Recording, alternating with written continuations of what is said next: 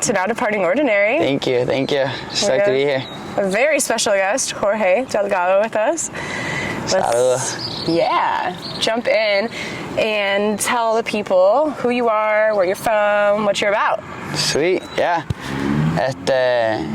My name is Jorge Delgado. I'm from Isabela, Puerto Rico.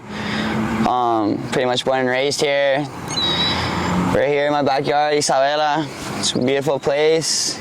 Grew up on these shores and was spoiled, honestly, as a young kid with the community and, you know, the surfing and the culture and all there is to do, and getting to meet and greet people from all over the world, as we're just a hot destination. And I don't know, maybe the person I am now, so I'm stoked to share that with you guys.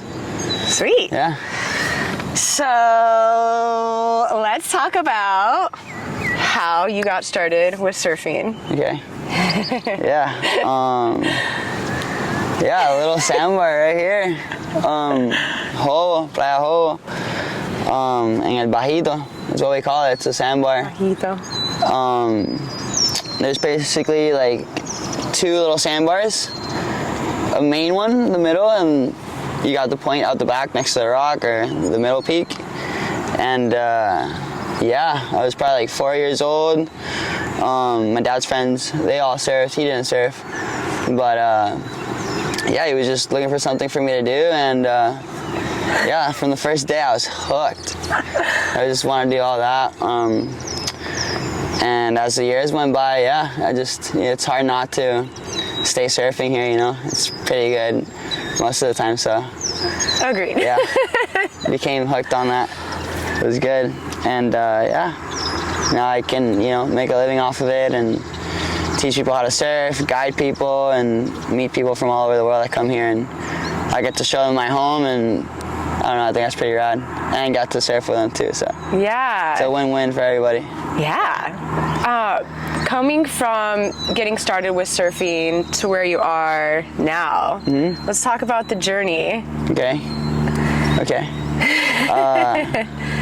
I think it's super, like, especially in the younger days, like from the time you're like, from let's say you start at 5 or 4, all the way to like, I don't know, let's say 16 or something, or 14, you're like in a bliss of like, you don't really care about how good you surf or anything, you're just so in the moment.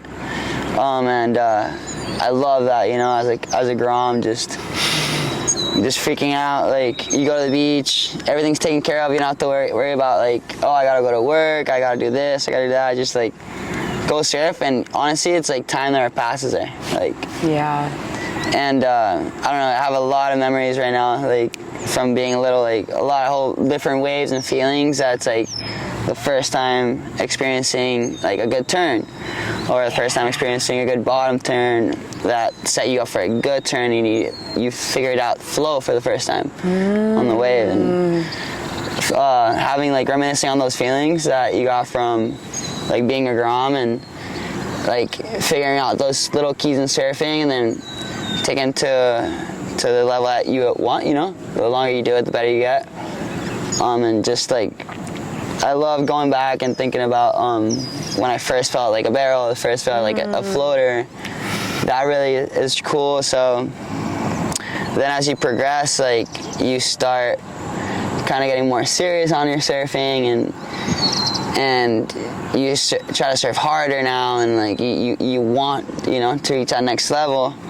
And then it's funny because as you go like to adulthood, then you start judging your own self on like, oh, I can't surf like this. So it's a really funny dynamic with yourself, you know. But I don't know. It's been a good journey, you know. My journey, the blissful journey, was like till I was like 13, 14, and then I was like, oh, I think I want to like. I grew up with like Marley and Roger Torres, Marley Puglielli. So many like Jose Tavares, Berger, and you grew up surfing next to those kids like Hector Santamaria as well, and you see their level, and you're like, whoa, these they look like they're having a blast, like spinning, and you know, big backside reverses, huge throw tails, like, you're like, oh, I want to surf like that. So you start trying to figure that out, and it takes a while, you know. Some of those have it like this, like Hector's one that's like talent and ability, and then there's other people that have to work for it versus not having the talent. And so, you know, it's fun figuring out which one you are. And yeah, now I'm at an age where like I've had enough fun competing, and you know, I love competing just because it pushes you, not really because like I want to be the best in the world, but I think it's really fun. Free surfing is where I like to be at most of the time because, you know, it's just you, it's expressive, and I'm at a point in my life now where I'm past the competing. I love the free surfing and making like kind of like little videos with my friends of surfing, putting little clips together, and it's a good financial tool to have in my hand because now I can take people surfing and like show them everything that's around, you know, and educate them on how to be a good visitor, you know, on the island, and how to be a surf tourist the right way here, and you know, make friends, actually, like people to be stoked that you're coming to surf with them from outside the country versus dreading that, oh, here comes this guy, like he's gonna drop me, or like he's not gonna respect the etiquette. So it's cool that I get to, you know, show people my island while educating them on how to be well mannered in the water, you know. So it's cool, yeah. I'm stoked. I got a lot from surfing, you know. It's molded a lot of who I am and given me a lot of good tools to use in that. So I'm stoked, yeah. From Isabela, Oído. Right here. Yeah. What, I guess, when you started getting really interested in surfing and spending a lot of your time with that, what made you pick that over the other things that you could do? Because there are so many things that you could have gotten into. Yeah, I don't know. I just guess, I mean, I could have gone a lot of different ways. Like, for me, especially here, I don't know. I could have gone like in a completely 9-to-5 style, you know? Or like, I love the water, you know, and like, something I thought when I was like a little kid, I want to be like a rescue swimmer or something for the Coast Guard, rescue people, you know, like be in the gnarly waves, you know, get to go to the sickest destinations, and you know, for a good cause, and like, I don't know, rescuing people and being in the helicopters, and it's like that could have been one of my routes. Like, we have a base right here, so you see these guys go out and like either save people and all that, and that was cool for me. But at the same time, I really couldn't get myself to think that I'd be okay without being in the water at least 4 times a day. I mean, a little bit, not really exaggerating, but you know, there's some days that it happens, you know, like, so I guess I wanted to have my own agenda and like do what I'd love to do the most, you know. So I've done every kind of jobs, construction, you know, like lawn maintenance, like stonework, and especially in the restaurant industry. But I feel like in the water is where I like to be, and I'm a very social person, so it just goes hand to hand, you know. So here I got surfing, I got restaurants, I got an airport there, so there's a lot of networking to do, you know. There's a lot of chit-chatting, you know, cool people that come and go. So I felt like, you know, going the route that I would have been cool for me as a professional is in that world as well. I think this is the one that I would have always been like, oh, I wonder if I would have, you know. And I'm stoked that I get to surf when I want, I get to work where I want, and I get to do the things I want, you know. So I think I like the choice I made, and yeah, definitely.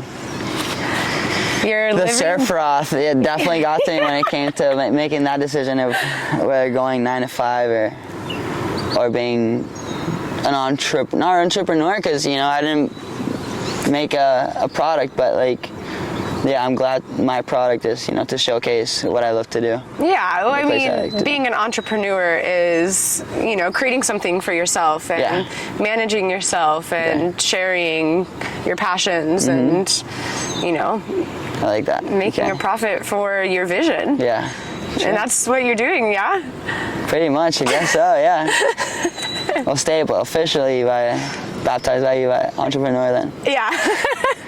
You've been officially deemed an entrepreneur. Psh, you heard it here. We did it. We did it.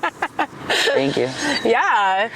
So you mentioned a couple people that inspired you when you were growing up with surfing.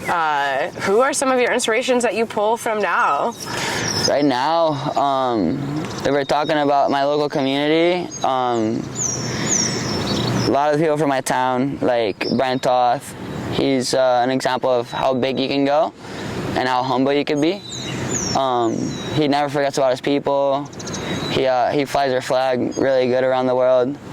Also, Aleli Medina from Hobos here too. You know, these are both household names that they're super humble and they're flying our flag really well. And I love that. Also, Chessy Montalvo. He's a big legend, you know. He's like an uncle to a lot of us, you know. We look up to him when it comes to sending it, charging good waves, pumping down the line, just like pulling into even a closeout or whatever, or going to the most mediocre wave and trying to make the most out of it. And he teaches us all how to have a good time in any situation. So he's one of them. My friend Cuco Martinez and Willie Dorta, they're really, really hard-working men. Gabriel Martinez, sickest ding repair guy on the island, great water photographer. So, I don't know, I'd say the people that surround me. Yeah. People that surround me are my inspiration in this world, really. My family, my dad, really hard worker, just everybody, really. And, yeah, that's my inspiration as far as, like, locally, but in the big leagues for surfing wise, I love John Florence, McFanning, Griffin Colapinto. Those guys rip. Mason Ho. Yeah. You know, I could go on all day, but yeah, a lot of those regular footers. I love the way they surf, the way they express their surfing, and like how really, really rad their content has always been. You know, it's like very genuine and, you know, creative. So yeah, those are my inspirations in all the water, really. How have watching them, how has that influenced your style surfing? I really like to put, I like going like a place like Surfers Beach or Table Rock or something that's got like a good canvas on the wall and just going as fast as you can and doing the biggest turns you can. That's what I like to do the most. And like people like McFanning and John and they really house that for me, and it's the surfing that I love to see. So yeah, that's when the waves are going off. Like there's the best slabs we could find around here. You know, it's gnarly, it's good. You can get the waves of your life too. But I really, really like always fiend for a good turn or like a good down the line wave. You could do like 4 good carves on, or you know, and like draw those expressive fast high lines and down carves to a big carve, and that's the kind of surfing I like to do. And it's it takes a lot to get there. Sometimes I'm on it, sometimes I'm not, but it feels good when you can try to like do the lines that your heroes make, you know.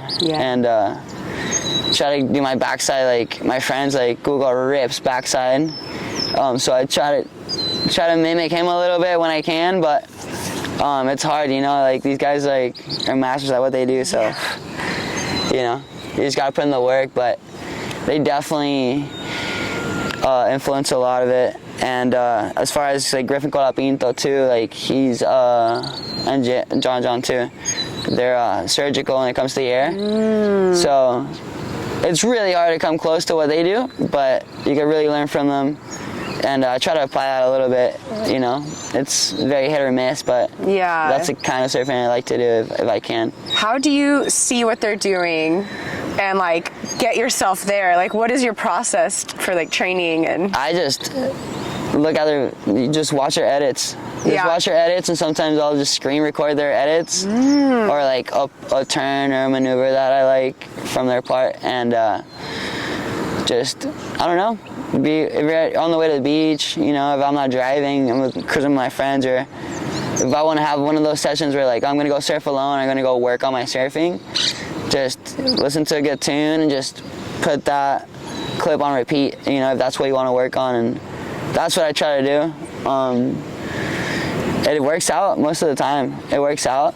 And sometimes it just gets you closer to getting where you want to be. So yeah, a good jam and your favorite surf clip, and just try to mimic that. Yeah, sometimes it could be like Mick, sometimes it could be John, or you know, it just depends how I'm feeling. If I'm feeling like Jimi Hendrix kind of guy today or whatever, I'll pop some Mason Ho and go have some fun, you know.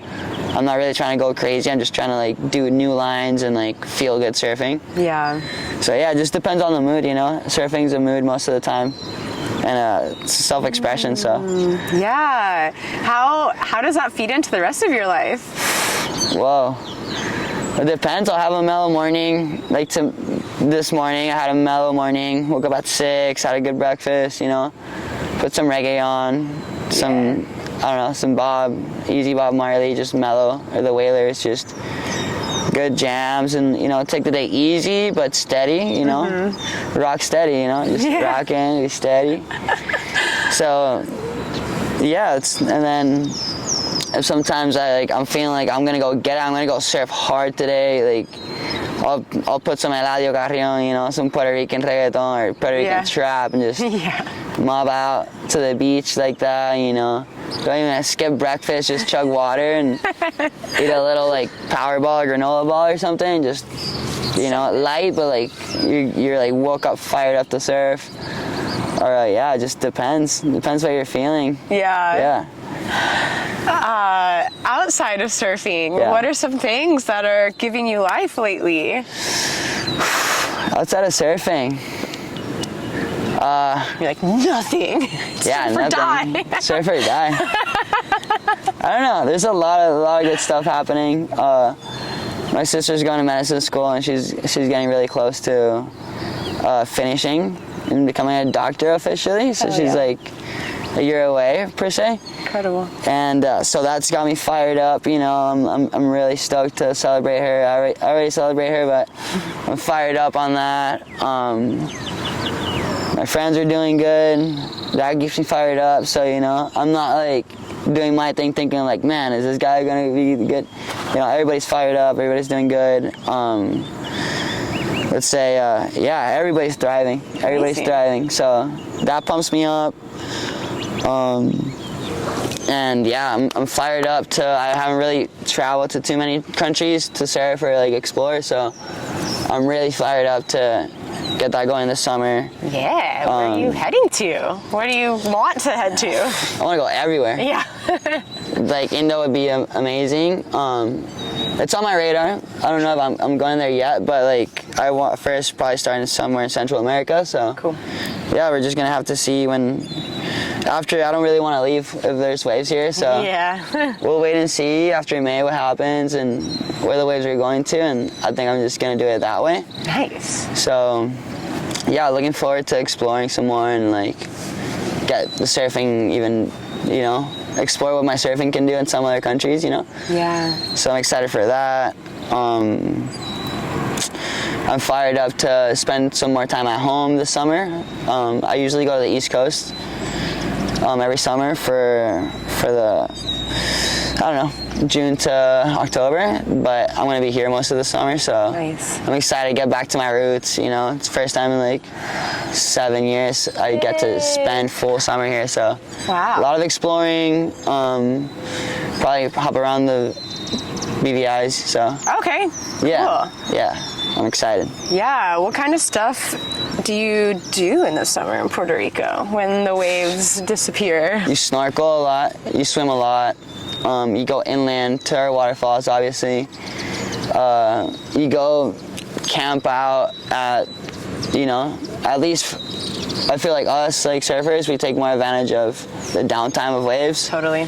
And you go explore, you go train a little bit, go on bike rides, you know, stay fit. And just go check out the whole island, man, you know. This island's so big. Yeah. It's only 100 miles by 35, but it's very, dense. It's dense. There's a lot to do, and a lot of people have, like, after the Hurricane Maria 2017, I feel like it's lit fire on a lot of people's asses, per se, to get their own stuff going. And there's a lot of good internal tourism and guiding and, like, river tours or, like, hike tours that are going on. So I'm excited to support that movement too, because they've been really supportive of the coastal scene. So go inland, if you come here in the summer, go inland. I mean, go all over. Yeah. But yeah, I'm excited. I really can't wait. It's like, I used to dread the summers because of the waves. Yeah.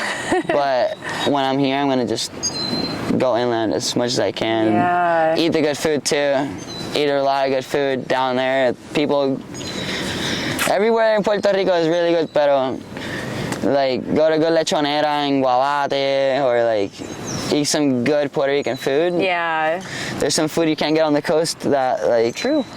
you go over there and you get. So yeah, excited. I mean, Puerto Rico has so much diversity within such a small area, and like every region has its own kind of thing. I love it, and I should take advantage of that. So Yeah, I'm excited. Let's talk about the challenges that you've had with surfing and how you've kind of worked through some of those. Yeah. So, challenges in surfing, yeah. Like I said, like, you go through challenges, daily challenges, but it's in your progression, as you got the Grom days, like you're still figuring it out, but it's like easier, it just clicks, really. You're not stressing it, you're not rushing it, until you get a little bit older and you're realizing, like, oh, these guys are ripping. And I feel like when you're younger, you're like a sponge, so you absorb a lot of what you're seeing, and it's easier to mimic all these guys. So it's good. And then once you're like in your 19s or like 20s, that's when it's like you're already used to surfing a certain type of way. So sometimes you have to unlearn to learn, and that's a challenge that I've been encountering lately.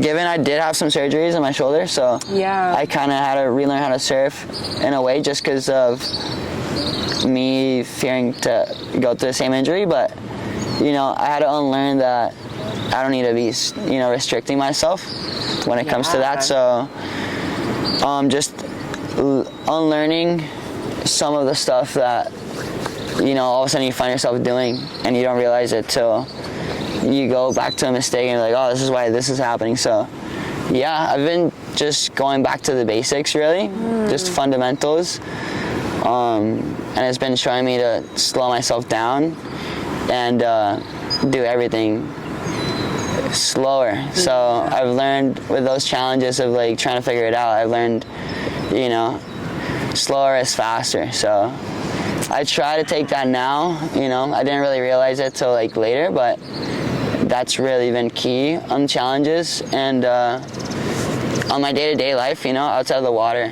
it's good to use that tool to take the building blocks, off of the situation that you don't understand, and go to fundamentals, so the basics, and then build it up from there, and then you could find what's going on, So it's good, for the little things and the big things. It's a good challenge to have had,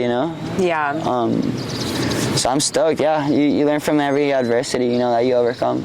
That's true. So, that's one of the challenges that's been going on. Yeah. Within surf culture. Yeah. What do you love most about it, and what do you hate most about it? What I love about it is once people get in the water, like after the pandemic, surfing really just, it was like already in a good place, like it was pretty famous, but once people knew what surfing, like the sport at least, because they not just because you start surfing, you know what surfing is, and it's like, if it's a sport first to you, it's, you're not really a surfer. It's like, I don't know, surfing is something that, it's like, it sounds clicky or a cliche, oh, surfing's a lifestyle, but as lame as that sounds, like, that is so true. You just, I don't know, it's, you know who is really a sport surfing versus like an actual like surfer or whatever. And it's not by the level of your performance either. Yeah. It's by the way you carry yourself in the water, by the way you, I don't know, your mannerism and your etiquette and a lot of stuff. So I love that the sport is growing, and especially for Puerto Rico. Puerto Rico needs a lot of funding for that, because like we finance baseball, volleyball, boxing, all this. There's good financing, but there's so much talent in Puerto Rico that we need that, like, the eyes, like the world to see eyes. And we had the ISA, you know, the qualifiers here. Yeah. For the Olympics, and that really opened up an eye to like our, you know, investors for the sport, you know, for the government to be like, okay, let's open up some funds for these people, and I'm excited for that. That's why I like surfing, like, growing at the way it is. But I really I'm looking forward to what's gonna come to, you know, the generations ahead.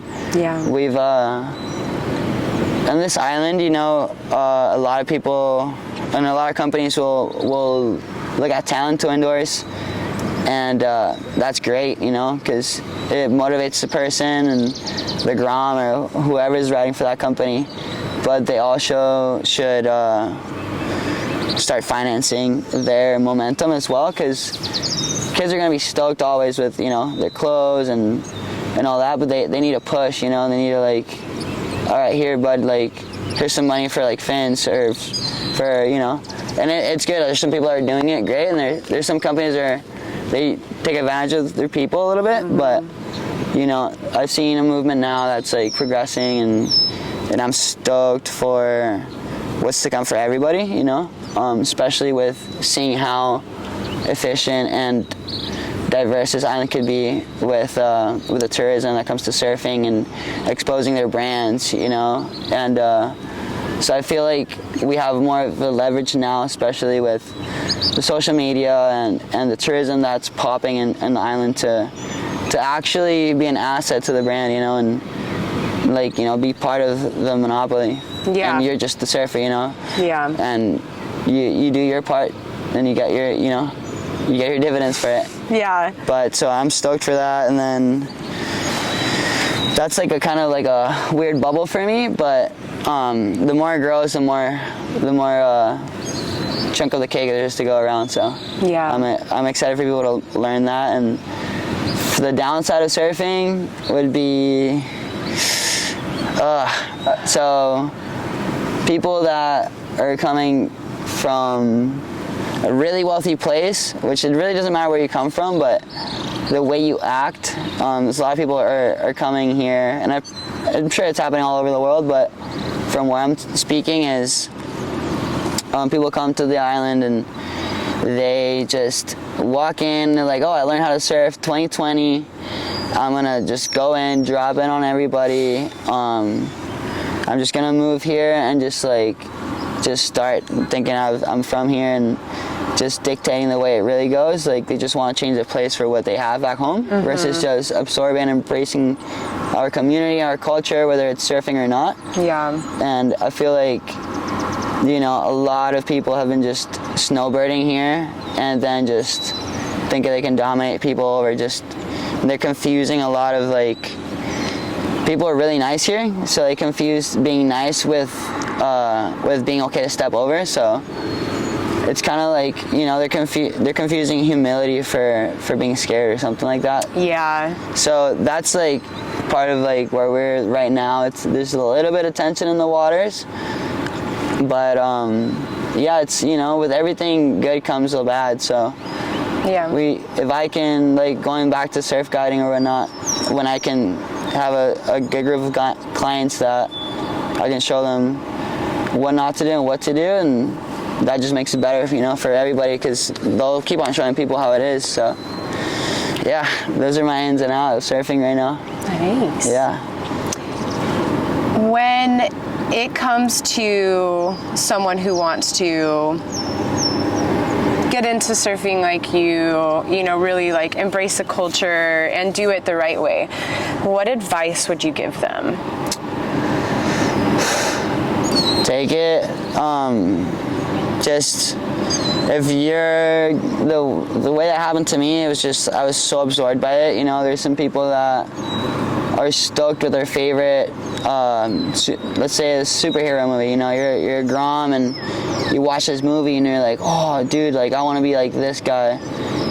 The way I did it was I just, you know, absorbed all the footage there was, like me growing up, like Absolute Mexico, like Montage, like Trilogy, Young Guns, Quicksilver Young Guns. Those guys, like I was just looking. Well, we were in the era of magazines, so yeah. like, I would just look at one photo for hours. Just one photo is just like, especially the water shots. Yeah. Because you could see like every little fragment of the water and like the surfer and like how deep he was, or if it's a turn, you're like just looking at just like the way the water's moving off the board. Like there's a really famous photo of Andy Irons in Karamas. He got the cover of Surfer Mag, and I used to just look at that cover and look at that card for hours and just not even turn the page, just glued. And I don't know, it's something out of me, just like, as what I'm saying is as an advice, I don't know, just embrace every single like surfer that comes to your eyes and like study them, and then I don't know, then you get so fired up because, you know, you're like trying to surf like a hero, and it's like, I'm not saying try to mimic them, don't make your whole identity that you're like, oh, I'm Andy, I'm Andy, I'm gonna walk like Andy, I have the same attitude as Andy, you know. I've seen some kids that do that, and it's like, it's really cringy.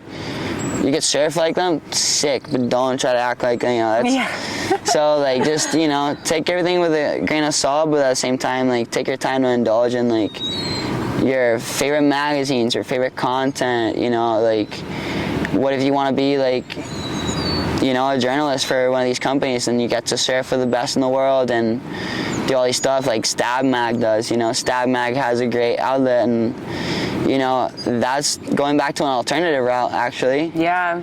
I used to study these magazines so much. One day I was like, oh, dude, like how do I become a journalist, you know? Like in the younger days, but, you know, in the school I went to, like, we didn't really get that push for artistry. It was more like it's not a military school, but it was more like, oh, you know, like 9 to 5, like, style. But if I were to go back, I'd probably invest my time in like doing a little bit of journaling, because the surf like media is huge nowadays, you know. So I don't know, if you really want it like I do, just try to find a path that keeps you there. Like I have friends who are like great judges, and they started in the federation surfing, then they started judging the federation after they were not competing anymore. And Laisa Cabang, like she's my favorite surfer from Puerto Rico, and Myanmar, Soto. But going back to Laisa Cabang, she's made a living. She went to the Coast Guard too, but she always made a living out of surfing. Like whether it's judging, competing, riding for Billabong, she killed it. She's a good stable. So, and to this day, she's involved. She went to judge the ISA in Brazil. Wow. She judged the ISA in Puerto Rico as well. So it was like we're I don't know. There's just so many ways to stay involved in surfing that just figure out your route. If that's being competitive or free surfing or surfing tourism, you know, you can go apply for surf guiding jobs, you know. Do a little bit of exploring and networking, and stay surfing if that's what you really want. That's what I did, really. Amazing. Yeah. Who are some of your favorite board shapers? And some of your favorite board shapes that you like to surf? Wow. All right, so, well, right now I have this, I'm in love with Machete Shapes. It's my boy. Mika Ramirez, pretty much third generation of shapers from the same bloodline, the Ramirez family. Nestor Ramirez, which is Pelicano Surfboards. Guaili Ramirez, which is Nestor's son. And then you got Mika, Guaili's son, Nestor's grandfather. And yeah, now he's evolving and at such a high rate right now. Yeah. He's always been good with his shaping, but like the more he shapes, the gnarlier this kid's getting. Some of our friends have taken their boards all over. They've gone to Namibia, you know, they've gone to Mexico, they've gone, you know, to good places, and the way they perform here and over there, everything is great. Like, it's really cool to see where the shapes are going. He's been influencing a lot of my surfing and a lot of my like craving for different types of surfing, you know.